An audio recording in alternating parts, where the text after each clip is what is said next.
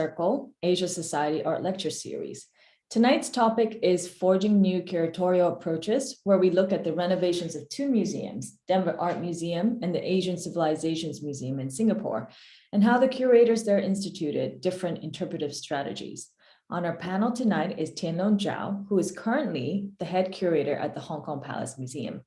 He previously worked as the department head and curator of Asian art at the Denver Art Museum, the head and curator of Chinese art at the Asian Art Museum in San Francisco, chief curator of Hong Kong Maritime Museum, and the chairman of the Department of Anthropology at Bishop Museum.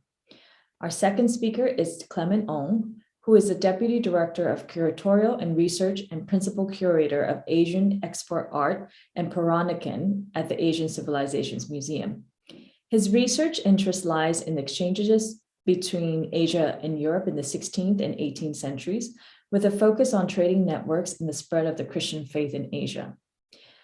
Each speaker will first share with us a background on the museums and the articles that they have written for orientations in the November-December 2021 issue. Let's start with Tianlong. Thank you, Yifawn. Thank you for the introduction. Good evening, everyone. So glad to meet everyone virtually online. As Yifawn said, we recently did the renovation of the Asian Art galleries at the Denver Museum. That was my last project in Denver before I moved to Hong Kong in March. Now I'm in Hong Kong. My background is the Hong Kong Palace Museum under construction. We're going to move this new building next month.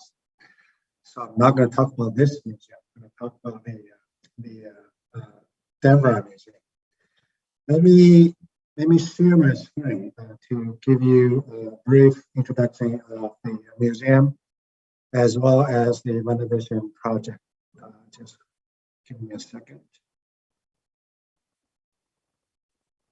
Oh,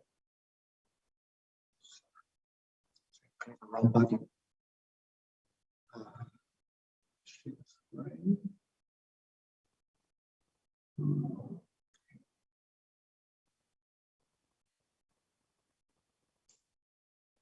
Okay, I hope everybody can see now. Denver Museum, if you've been to the United States, now Denver is in Colorado. It's right under the Rocky Mountain. It's very deep in the American called the Midwest. And this is one of the buildings, the new building called the Hamilton Building of the museum.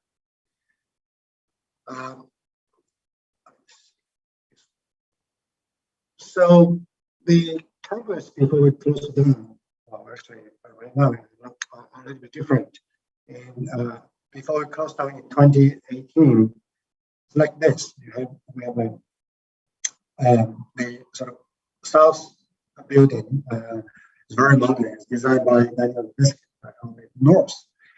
You see the tower-like building is designed by Yifawn Lee, an Italian architect, that opened in 1971. So the museum is pretty old. It was established in 1893. There's a long history of 128 years old this year. So this renovation is related to the north building, which is 50 years old this year, 2021.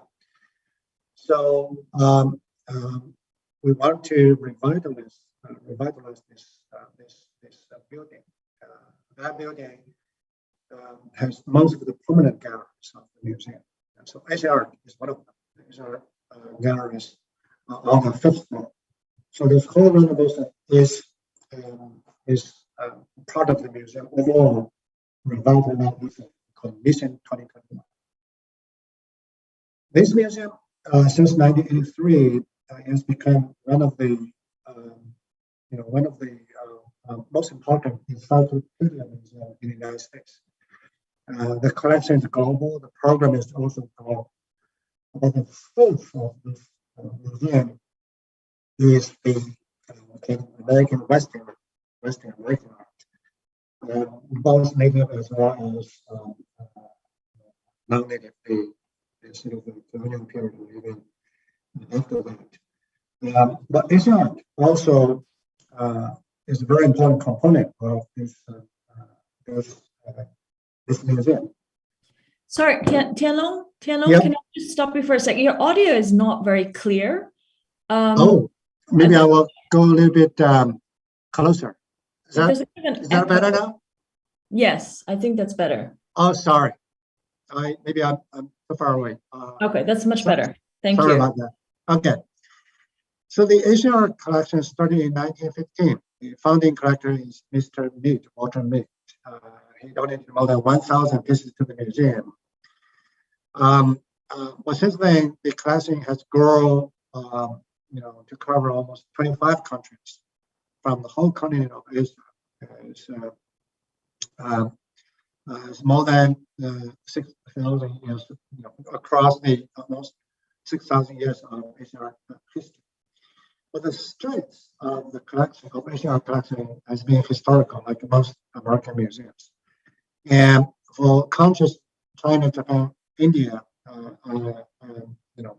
has occupied the most part of the collection.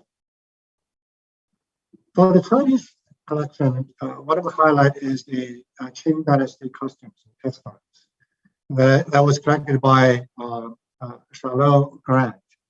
She was in China in the 1920s with her husband, who is a doctor in China. So she was really close to a number of former Qing Dynasty officials. Was able to assemble more than 600 pieces, almost close to 700 pieces. And most of the collection are now in the Denver Museum. So this is one of the strengths. Like many American museums, that Denver Museum rely on private donor to grow the collection. Because the museum is started to present Asian art in the 1910s or 1915. So over the years, the approach or the exhibit of Asian art also changed. It's pretty much like most American museum. When the whole museum field changed, or when the social and cultural theories with society change over time, the museum also changes its exhibit, exhibitions, and with different approach. One of the early exhibits like this in the 1930s, it was in the very old gallery. They approach to show Asian art almost like everything together as a curiosity. It's not very thematic or very well organized. To most Americans at that time, Asian art in particular was kind of exotic. So it's a different approach to exhibit the Asian art in Denver and other places too. In the 1950s, from 1956 to 1968, the museum expanded a little bit. So they established several branches. For the Asian art museum called them Oriental Museum. It actually is part of the overall Denver Museum. This is some of the old photos of the exhibitions of the gallery. As you can see, they are not that dramatically different from the earlier years. It's not very thematic organized. It's still, pretty much follow the old approach. Curiosity. In 1971, when this building, the Tianlong Jiao Tower, was finished, the museum underwent tremendous changes. So the Asian art was able to occupy the whole floor. Since then until now, actually, Asian art has been on the same floor. So before we close in 2018, this is what it looked like. So the Asian art was organized on the whole floor, both most floor and first floor, with regional galleries as well as thematic galleries. So this is pretty much the layout. And I just want to show you the China gallery. As you can see from these two images, this is very well set up. but very historic. You only rarely see contemporary art. There's only one piece which is served as a backdrop. So the narrative was very historical. It's the same situation with other Asian art galleries.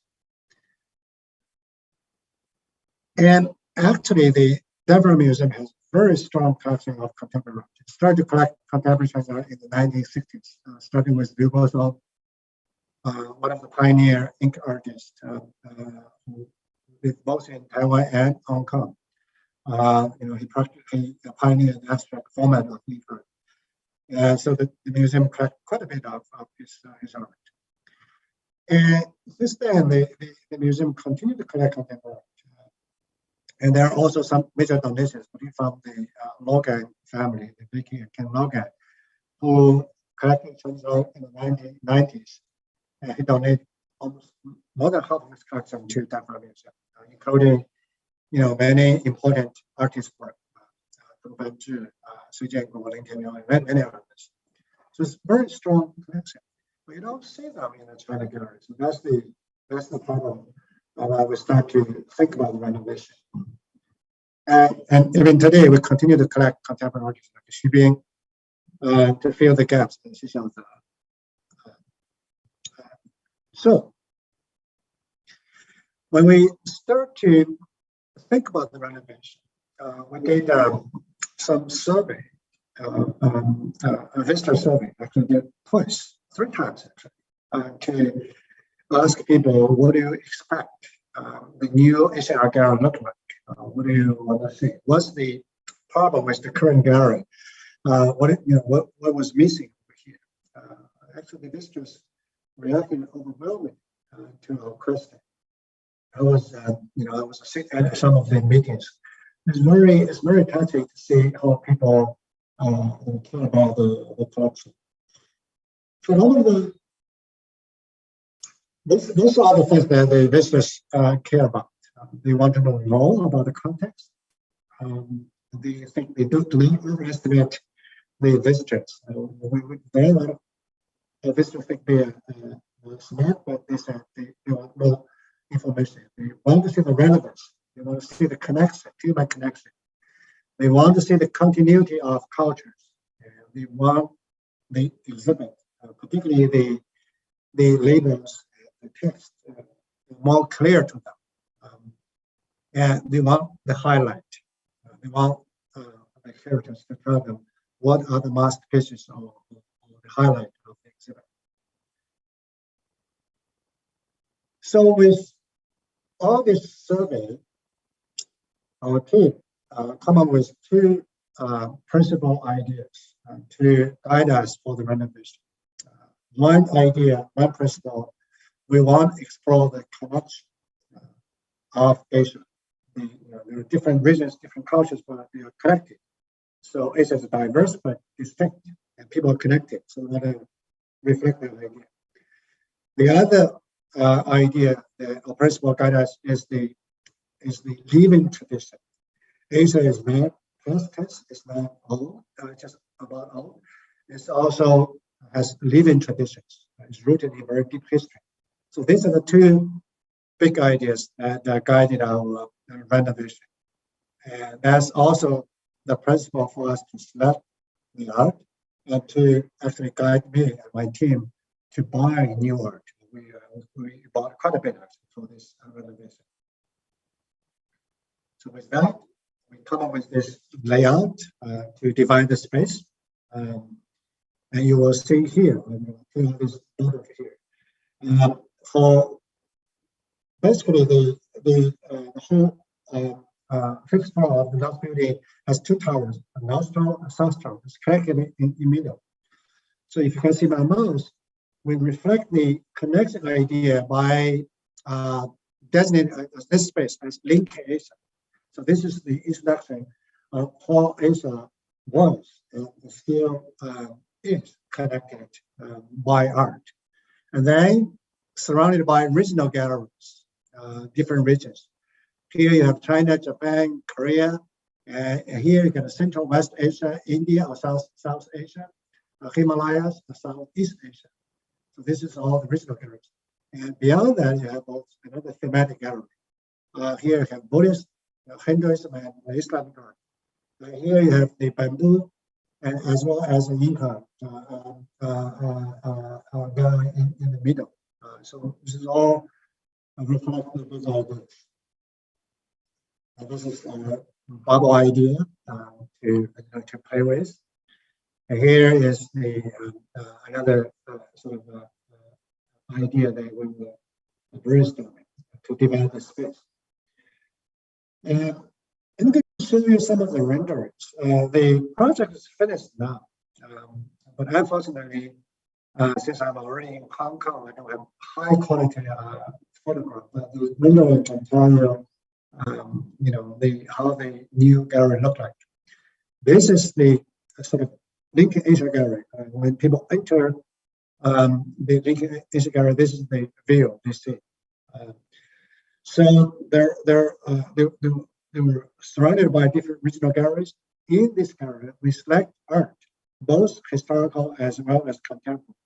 But all of the art over here has to reflect some kind of connection, either cross-region or cross-culture. In other words, you do not want to just call them Chinese art, Korean art, or Indian art. They are the Asian art in the sense they're connecting with each other. So this is the Lincoln Asia Gallery. And then I should also point out, surrounding this Lincoln Asian galleries are the regional galleries. And each gallery indicated by a door frame, which reflects the regional characteristic. So China, Japan, Himalaya, they all have different door frames. And here's the China gallery. So China gallery is in the North Tower is kind of big. We begin with the Qing Dynasty section, and followed by other sections of historical art to reflect what the museum has. Each area has a small theme and context and contextualized. Here's the Japanese gallery, also this kind of big gallery. We begin with the Edo period with all these screens, and the exchange to ceramic and lacquer and also contemporary art too. For China gallery, I should also point out, we designated a contemporary art area to reflect the connection between historical art and contemporary art, because the collection of contemporary Chinese art is pretty strong. But for other galleries, Japan, we have very strong ceramic and lacquer, so there are some areas reflect that.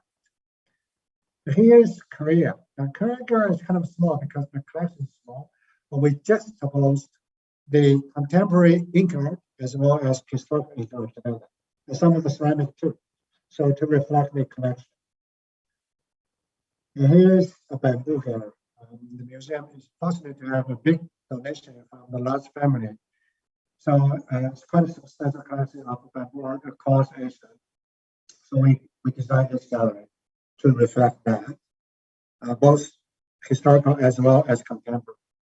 And this is the Central and West Asia, a substantial collection from the region. We also put some of the contemporary art in this area too. Here is the South Asia, India, Pakistan, all these regions. Again, same idea, to put the historical art, textile, statues, as well as contemporary art together. Here's Himalaya, quite a strong collection from Nepal, from Tibet, Bhutan. Also, commission some of the contemporary art over here too. And this is the Southeast Asia, a very strong collection. I should also point out, here we also work with the National Museum of Cambodia to bring in some of their pieces to Denver. This is related to sort of a connection when we're returning one of the statues to Cambodia. And this is an ongoing collaboration with the National Museum of Cambodia. And here's a contemporary art from Vietnam, and also some contemporary art from Cambodia too. This is Islam art. So Asia has three major religions: Islam, Hinduism, and as well as Buddhism. So this we designate three galleries to reflect the art of these three religious art. So this is the Islamic Art Gallery. Here's the Hinduist gallery. Beautiful city, reflecting the Hindu temple. And this is the Buddhist gallery. Again, the idea not only to show the historical Buddhist art across Asia, but also here we have the contemporary art by a Tibetan artist, as well as a video art by a Chinese artist too. And this is the mandala, the second mandala that commissioned by the museum. It was done in the museum by monks from Tibet. I think that's pretty much what I have for today. I hope I didn't overuse my time. Thank you. Thank you, Tianlong. Thank you for your introduction. So I've been working with Tianlong on these articles for a long time. So it's very exciting for me as well to finally see the museum open and to see all these very exciting galleries open. Clement, would you do an introduction on ACM now? Sure, Yifawn. Got to sorry Tianlong for sharing the screen with me. Thank you, Tianlong. So good evening again. First of all, again, thanks to Yifawn Orientations Art Circle and Art Society Hong Kong for having me here today. It's good to see everyone. So I'm just going to jump straight into introducing the Asian Civilization Museum, especially for those of our friends here who have not visited Singapore or visited the ACM. The Asian Civilization Museum, I'll refer it to as the ACM in short, is one of Singapore's national museum devoted to exploring the rich artistic heritage of Asia through its Asian art collection. We are open to the public since 1997, and we are in its present building, which is by the Singapore River, since 2003. The museum traces its roots to an sort of a predecessor museum, which was known as the Raffles Museum, founded in the middle of the 19th century, around the mid-1800s. So the ACM today, the ACM today presents the history and art history of Asia through the lens of Singapore.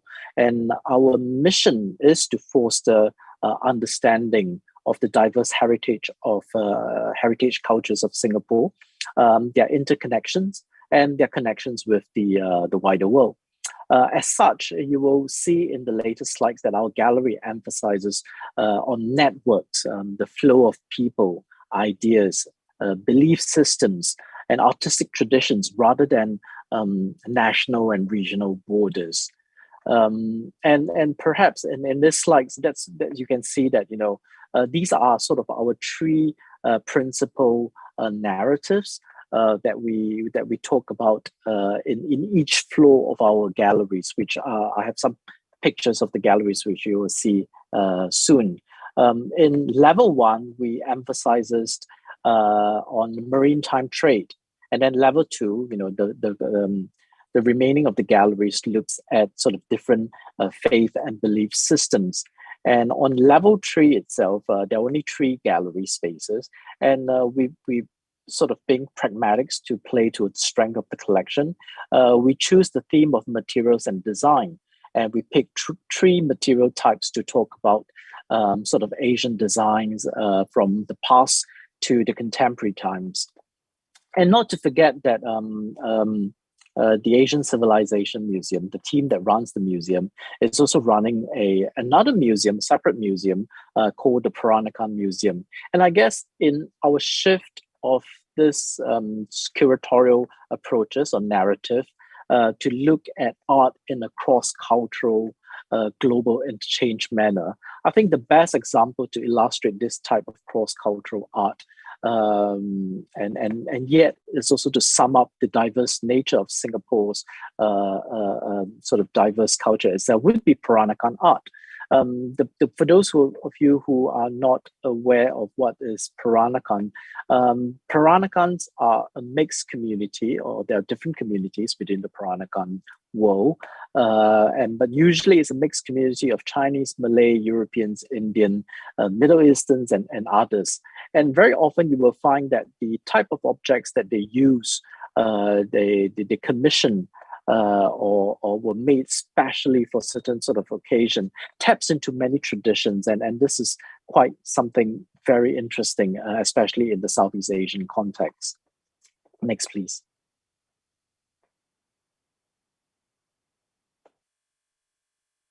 Tianlong, if you can click to next slide, please. Yep, thank you.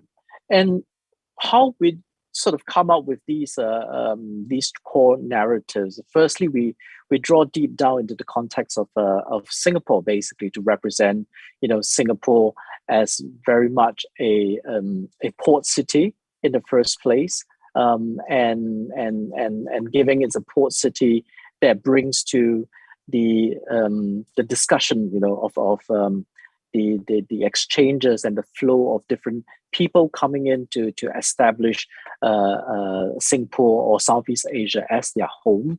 Intermarriages were often very common when these different merchants and travelers eventually settled down in Singapore, and we like to see how this idea of a port city of Singapore sort of developed from them. And in fact, if you look at that global art history, there were many Asian port cities that sort of precede Singapore, and we're looking at earlier port cities like places like Goa, Macau, Malacca, and Nagasaki, and Batavia, which is today's Jakarta. And all these places actually have lots of sort of historical connections and ties, and Singapore is just one of the latest as part of that trajectory of sort of multicultural, multi-ethnic city, multi-faith society that was built on this kind of a model. So we start from that basis of looking at Singapore as a port city, and if inevitably with putting ourselves in the form of trade and trading networks, maritime silk roads or maritime trade is particularly important in this way, where you see many of these works of art, or some we will call it as Asian export art. Some of these works of art were made in Asia, but takes on perhaps with a European form or with a hybrid form that amalgamated different Asian aesthetics into it. So we look at that as a form of our trade galleries, and not to mention that very often of the times where traders, merchants, when they travel, they brought along their faith and belief systems as well, and we find that sort of cross-cultural approach of looking at art, looking at works of art, is very fascinating, and these are some things that we want to take out and put it up to the foreground. And lastly, hybrid communities. We talk about the Peranakan, but there are also many mixed communities or hybrid communities that were also existed and still exist today in all the other port cities that I mentioned earlier. Next, please. So here we are. We talk about the level 1 gallery. We focused on Asian export art. What you will see is works of art that were made around as early as the 9th century all the way to contemporary times today. And the second floor explore all the different sort of belief and faith systems. We have a larger gallery that talks about ancient religions, which really looks at the intersections and the sort of conversations between Hindu art, Buddhist art, and Jain art. There are also 2 other smaller galleries which look into Islamic art and Christian art, followed by a Chinese scholars gallery, a literati gallery. But when you look into the literati traditions, there were also ideas of philosophy about Confucianism and Taoism as well. And lastly, there is also a gallery that talks about ancestors and rituals. So we are looking at Austronesian ancestral traditions in Southeast Asia. And last but not least, we look at materials and design. And here we have in 3 spaces picking up the strength of the collection, which is jewelry, ceramics, and textiles and fashion. Next, please.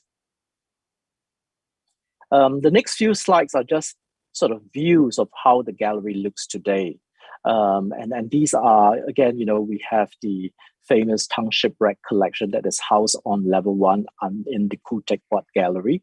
I guess this would be the earliest shipwreck of Tang materials that were made in China but exported all the way to the Middle East, which ties in trade connections between Tang Dynasty China and the Abbasid Empire in today's Iraq and Iran. And Southeast Asia, through this trade, has important roles to play as well in facilitating and even sort of intermediary trades that would happen when the ship and these traders have to stop by to replenish supplies or replenish manpower to be able to facilitate this trade. So that's the starting point. And then later on, the image on the right is our maritime trade galleries, where we look into other forms of Asian export art. Again, works of art that were made in Asia, primarily meant to be exported to the West. But yet at the same time, we also look at the sort of interconnections within Asia itself. For example, ceramics that were made between China, Vietnam, and Thailand, for example. And we also go into case studies of different port cities that we mentioned. There is a showcase that talks about Nagasaki, trade with the Portuguese, the Dutch, and the Chinese and Koreans as well. Likewise, there are also showcases that feature Manila as a port city and Batavia as well. Next, please. And Faith and Belief Gallery, I would just focus on these 2 galleries because we prize them for being a little bit unique. Firstly, it's the Islamic Art Gallery. I guess, there are many Islamic art galleries in different Asian art museums across the world. But I guess one of the issues where we face about revamping the museums, coming from the museum in Southeast Asia point of view, is that we find most of these museums often neglect or perhaps do not have objects in their collection, or perhaps it was relatively unknown in sort of the academic world. And I'm talking about the subject of Islamic art in Southeast Asia. This is often missing in most, or very much undermined in most of the Islamic art gallery that we have seen in many international museums, which we felt that, as a museum in Southeast Asia, this is something that we should talk about to engage Islamic art from Southeast Asia perspective, which is quite different, but yet similar in the sort of a larger point of view in regards to the aspects of a sacred art. So this is something that is kind of an area that we are championing with that. And likewise with Christian art as well. I think, it's all started in an exhibition that we did in 2016, where we had a special exhibition called Christianity in Asia, Sacred Art and Visual Splendor. And that sort of dovetails into creating or dedicating a permanent gallery space to look into Christian art. Again, we felt that, this is something is also missing or not talk about so much. When you talk about Asian art, very often at the time, Islamic art, Hindu art or Buddhism art, but nobody really talks about Christian art made in Asia or Asian Christian art per se. And we felt that this is something that we could present with our collection. And it looks into the formation and the productions of some of these Asian Christian art in a more holistic manner, per se. Next, please.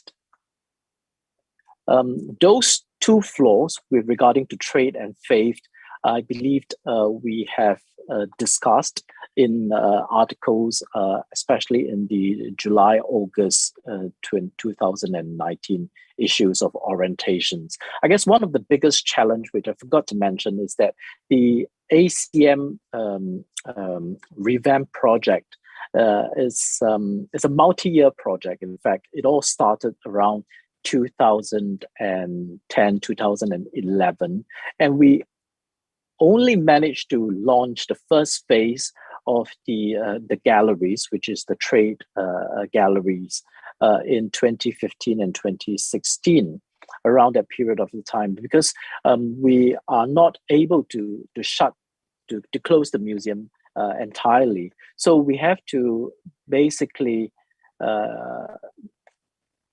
work in a way that, you know, certain parts of the building is closed, certain part of the galleries is not accessible.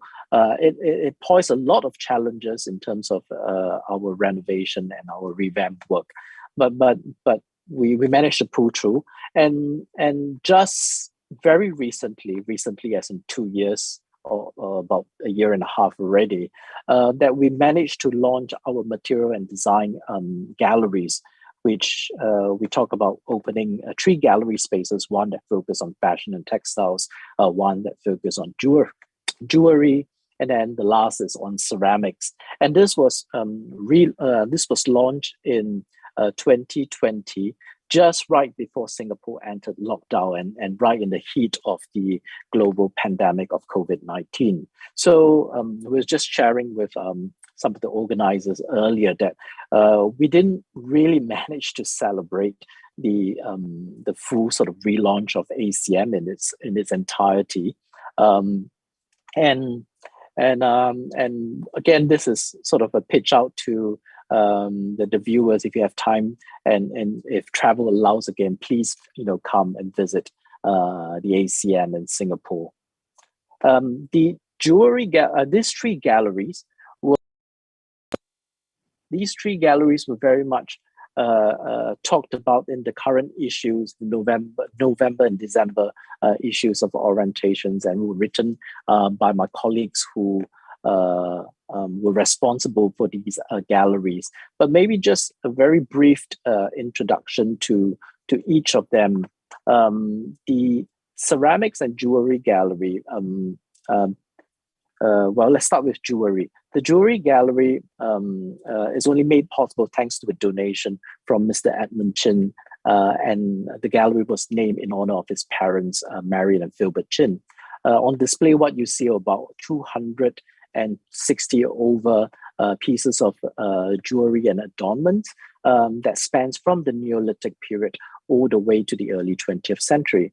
And mainly what we're looking at are Southeast Asia jewelry, Asian jewelries and adornments, presenting from different peoples and cultures such as the Malay, the Minangkabau, the Karo Batak, Peranakan as well, the Nias people, Sumba, and Toraja peoples as well, which shows a vast and unexpected ways where jewelry is made, worn and regarded in these different cultures, or in its sort of a bigger picture of Southeast Asia.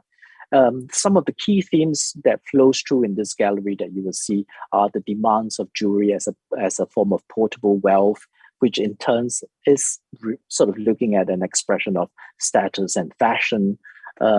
These are also regarded as luxury goods that were circulated widely. People of different cultures wanting many of the same things. Again, we're talking about a global sort of phenomenon or trend that runs across a certain period. And we also look, when you put all these objects together in a space like that, you will also be able to see much clearly in terms of the shared taste and consumption habits that could be observed through paraphernalia of beetle chewing. And last but not least, you know, some of these objects are also tied into rites of passage of coming of age ceremonies as well. The ceramics gallery, which is the image on the right, we display close to about 150 objects that again spans from the Neolithic period all the way to the late 20th century. Again, talking about ceramics produced by different kilns around China and showcases an array of different decorative styles and techniques employed by Chinese artisans from then to today. Display mainly Chinese ceramics, not only due to the dominance of these objects in the museum's collection of ceramic wares, but more importantly is also because to pay homage to the depth and the length of the Chinese ceramics tradition that is unparalleled in the world's history or art history. The strength of the collection, as you can see from the long showcases and even on the look now showcases on the front, lies in Blanc de Chine, white porcelain from China, from the kilns of Dehua.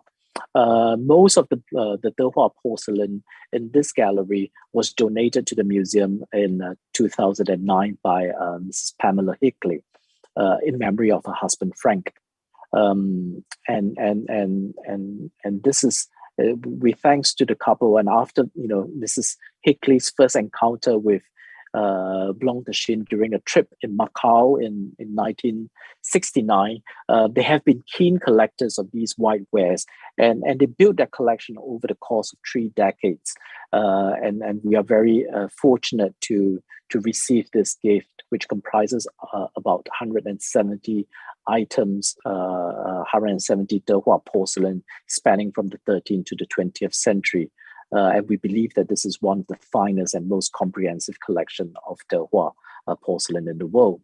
Last but not least is the Fashion and Textile Gallery, which is the image that you see on the left.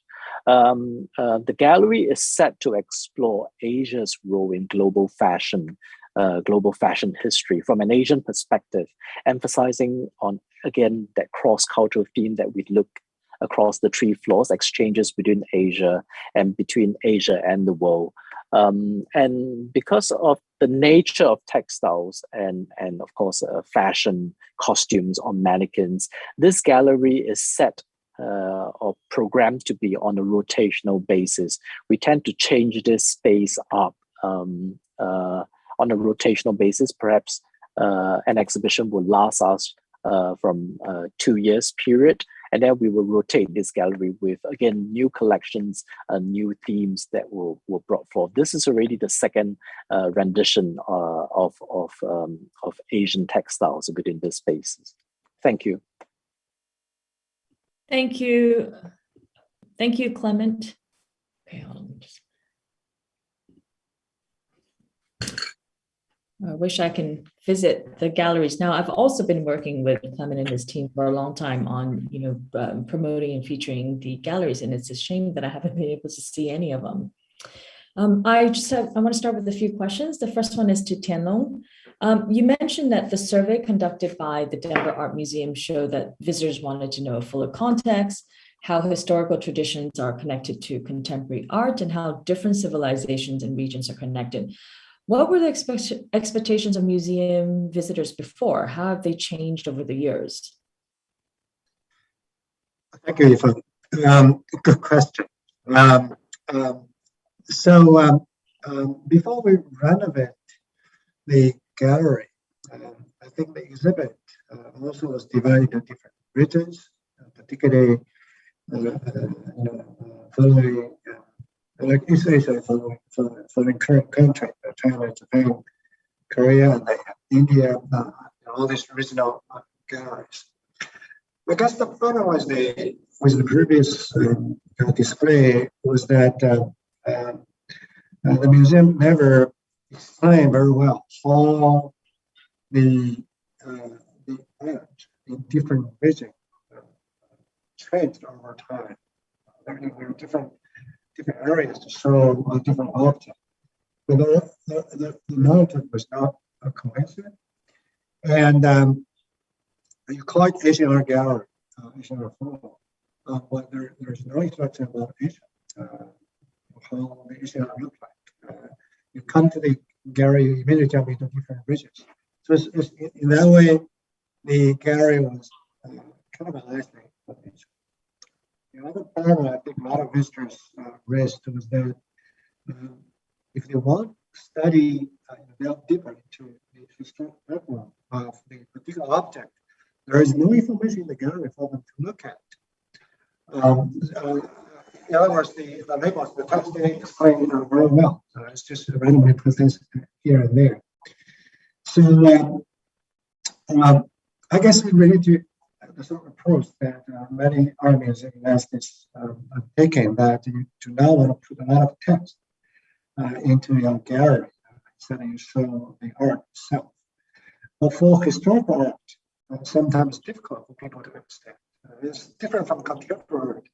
Without some background information, it's very hard for American visitors to know the sort of meaning or significance of a particular object. And I think this is all fair comment. I talked to we select the visitors randomly based on age, education background, ethnic background. They come from all kinds of backgrounds. And this is their common, concern. And so this is an audience, so we need to address that. And so we did. So, Clement, the Denver Art Museum had conducted a survey to sort of discover what the new curatorial approach should be. How did ACM arrive at its core curatorial themes? Well, we did. Well, thanks for the question. We did a sort of similar approach as well. I mean, firstly, there were internal consultations between the curatorial team, and then consultants were engaged as well. External consultants were invited, and these consultants ranges from museums curators to academia, both locally and internationally, come together to talk about how would we shift, as an Asian art museum at that point in time. And then eventually, there were all the other extended stakeholders that we reach out to, our different docents group, patrons, some selected members of the communities, public, because if you're talking about faith, you're also championing regarding about some of these communities and beliefs as well. And you need the buy-ins, basically. So the consultation is it's a relatively long process, I would say, to formulate it. And I guess it all sums down to the point that we don't have an encyclopedic collection. And how do we then poise ourselves as a museum of Asian art, but to be unique as well, instead of chasing after some bigger museums with grander and larger depth in terms of their collection. And I guess what really then come back to us is, if we are an Asian art museum and we are representing, or we are based in Singapore, what is the selling point then? And that's the part that, there is the Peranakan community, which we also have a museum for them. We have most of our collection are kind of export wares, which is sort of a hybrid between, a mix between East and West connection. So, you're looking at all this kind of taste and international globalization, of even before the term globalization is being coined, and these exchanges have been happening. And we felt that, that would be an interesting theme to take it to the foreground. In the past, the ACM used to talk about these kind of exchanges, but I guess they were set within the context of, say, for example, depends if you're doing an exhibition of Thailand or Thai Buddhist art, and it's always set between that context. But you don't see the sort of in-betweens or the exchanges that happens in the borders, as opposed to a larger sort of mainframe national narrative. So we try to then invert it out by focusing on the connections right now, and then through the connections, then you will learn about the cultures of different Asian civilizations or Asian communities. So I guess Tianlong, you left well before the galleries opened. And they just opened recently. You probably are not in the position to answer this, but I want to ask Clement. So with the change in curatorial strategy, have you seen an increase in visitor numbers? We did, but I guess it's also kudos to the effectiveness of our marketing colleagues for introducing, when you have a new museum or old museum but new narratives, it tends to draw the I guess curiosity or the interest of public. But that also goes back to the point previously, because when we first launched the first phases of the museum, we opened the Tang Shipwreck collection, the Tang Shipwreck Gallery. We launched the Ceramics Gallery, which is mainly Chinese ceramics, and we launched the Chinese Scholar Studio.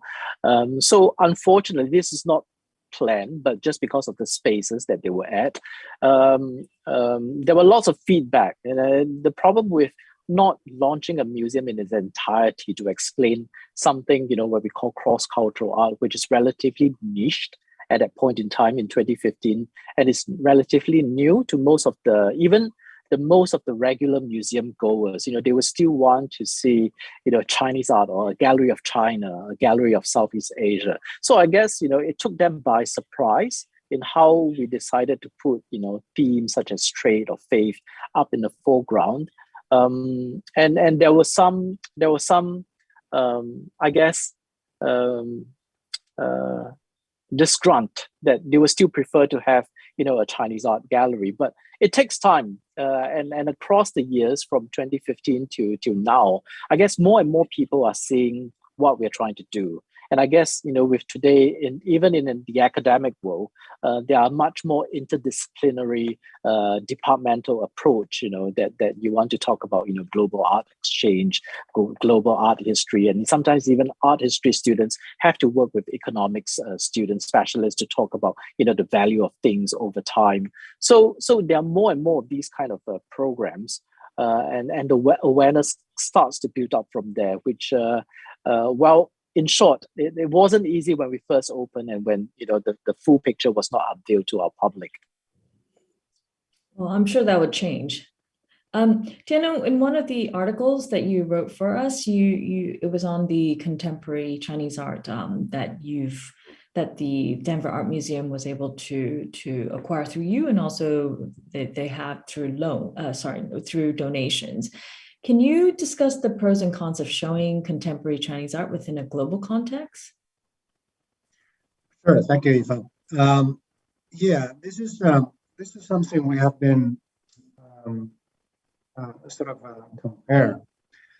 There are pros and cons of both approaches. In most American museums, Denver Museum is one of them. Contemporary art are not primarily in the Asian art department or Chinese department. There is contemporary art department. So because of this structural problem or issue, that many contemporary art you will see in the contemporary art galleries. In other words, they are not treated as Chinese art or Japanese art. They are treated as contemporary art. Because of that, they go. You have to fit into a particular film or narrative. And Denver Museum did that too. And the museum did a number of exhibits.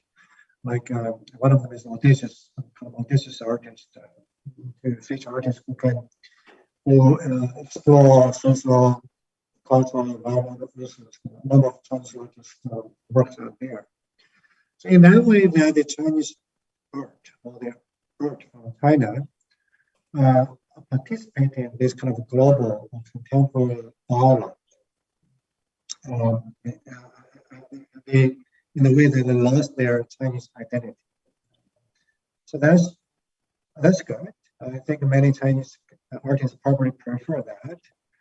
To be a global artist, just not with Chinese identity before that. But my team, and I myself included, I think if you want to understand the contemporary Chinese art, you have to understand the context of this, how this art, how these artists come up with this idea of this art. And without a proper appropriate context, social or historical cultural background, sometimes you can misrepresent the artist, which happens quite often. Some of the Chinese artists are quite surprised by how the American curators interpret their art. This is a shock to some of them. So I decided that in my team, we decided that we want to put everything into the background, into the social and cultural context. Put the Chinese contemporary into the Chinese gallery. Even they can be globally relevant, but they're still Chinese art in a sense. There are people still talk about this is Chinese art. People still call him Chinese artists. So that's something you cannot deny. And same thing with Japanese artists and Korean artists. So we put them back into the original galleries. But we do have, like Clement did in the ACM, we also show the connection. We have a special gallery and thematic gallery to show the cross-regional, how Asia was connected. They're not isolated. So we did both. I think this reflects our visitors' concern. They want to see the connection, but they also want to see the distinctiveness of the different regions of Asia. So we combine these two together. I can see the difference between our approach and ASM approach. That ASM, you guys pretty much break down the cultural boundaries and go with themes. But we still keep the country original. We have China, Korea, and Japan, but we also have Himalaya, Southeast Asia, Southwest Asia. So these regional galleries are still there. And the contemporary are also put back to this particular region. Thank you. So both of you have come through this long process of a renovation of your respective museums. What advice can you give other curators who are facing reorganizations and renovations of their own museums? Can I go first? I'll go first still. I guess from my learning from my experience, it's there are lots of consultations that needs to be involved. I guess, as especially for ACM as a public institution and one of the national museums, we really the museum is really for the people, and we want to resonate with as many segments of the communities as possible. So finding that commonality and that common goal, and at the same time trying to have an idea in what you want to do and express it to the communities might be a tough process, because there is lots of back and forth, and especially when they don't see sort of your intention of it. But I would say persevere and have that engagement is very important, and also and try not to when we say that we have consultants and engage with different people locally and internationally, also try not to take it wholesale. In a way, I find that you still have to learn from these sort of proposals and these models, and then model it in a way that best fit your environment, your ecosystem, into presenting sort of these topics to your public, basically. And I guess that's my suggestion. Tianlong? I totally agree. I think audience and community are the priority for anybody who is going to renovate a gallery. In the end of the day, what we're doing is for our audience, for our community. So we have to make sure that whatever we do, that we have to meet their need and their requirements. We did visitor survey, basically local audience, as well as some of the traveling visitors to the museum to address their concerns. But we also think of the community, particularly in the United States. I think a different community have different requests or expectations of their art in your gallery. So in the late part of the project, we actually invited many members from different communities, Chinese, Japanese, Korean, Indian, Southeast Asia, and West Asia. Both scholars as well as the community members to further comment on our approach. And I have to say their advice just really made a big difference. It helped us in many ways. We avoid a lot of misunderstanding and mistakes. So, if I have to give our colleagues some suggestions, I think to address all this community and audience need at early stage are very, very important. Thank you. I find that museums are increasingly looking at what you've both talked about tonight, is putting the objects in context. I personally think it makes the museum experience much more interesting.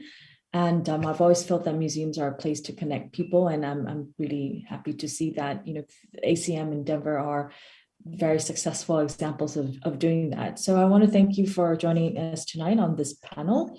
And I hope everyone, will go and visit the museums. So the next one that's open is yours, right, Tianlong? Hong Kong Palace Museum, but you have to wait another year. It's coming. So be quick. But thank you so much tonight, and I hope everyone's enjoyed this talk. Thank you for having us. Thank you. Thank you. Thank you.